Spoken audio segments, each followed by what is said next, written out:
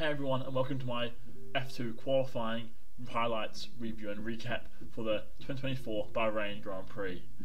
Every driver gets 2 sets of soft tyres in a 30-minute window, and usually what happens is there'll be a set of running at the start of the 30 minutes and some at the end. However, some drivers like to go in that middle slot in the gap and pick an alternate strategy, and we saw that today.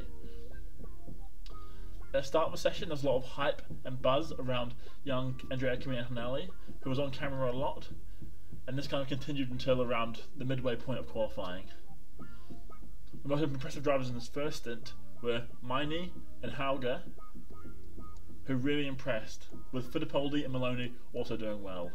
The best of the rookies was Zach O'Sullivan and Gabriel Bortoleto, who made fine use of the tyre in their first outing coming from F3.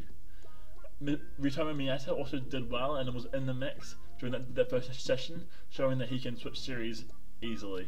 Paul Aaron found it really difficult and had an early lap deleted, which kind of affected the rest of his running. Isaac Hedger, at the time, get the first position.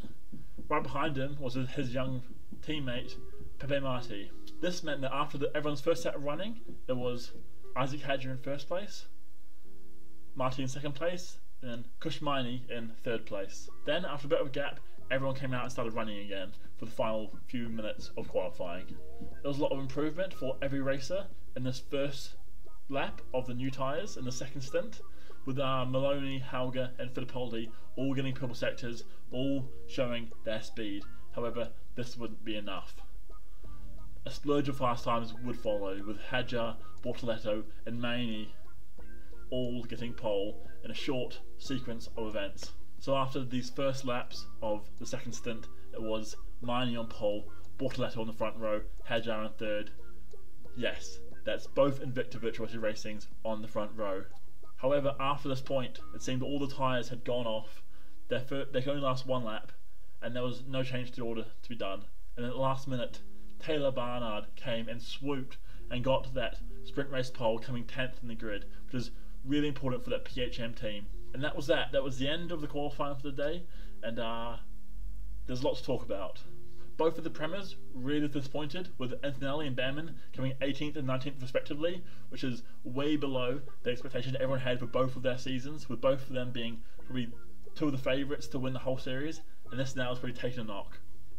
Kushmaini got pole, and that's really impressive from a driver not many people were backing for the season.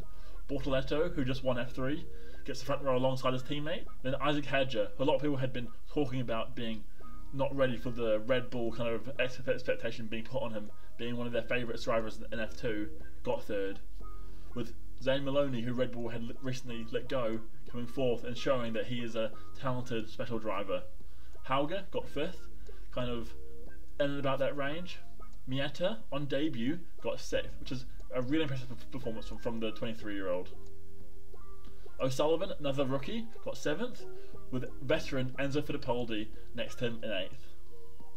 Victor Martins, another favourite for the series, came 9th, getting a sprint race front row, and surprisingly, Taylor Barnard, PHM racer, got 10th, as he earned a sprint race pole, which is very important for their season. Congrats to my commenter, Gavin Pels, who called out that Barnard would have an incredible season, and that I was rough putting him in my 21st spot in my predictions. If you want to see that video, it's on my channel. So congratulations, Gavin. I'm sorry for doubting you and your favourite driver, Barnard. So yeah, that was that. Maini's on pole for the feature race. Barnard's on pole for the sprint race. Let's see what it brings us. There will be an investigation to Crawford, who joined the track unsafely at turn 2 at the start of the session, and is currently undergoing investigation. He also had some problems with the car at the end of the session and stopped on track. Let me know if you want to see more of these videos for the sprint race and the feature race, and I will try to do so. Thank you for watching, like and subscribe. Peace.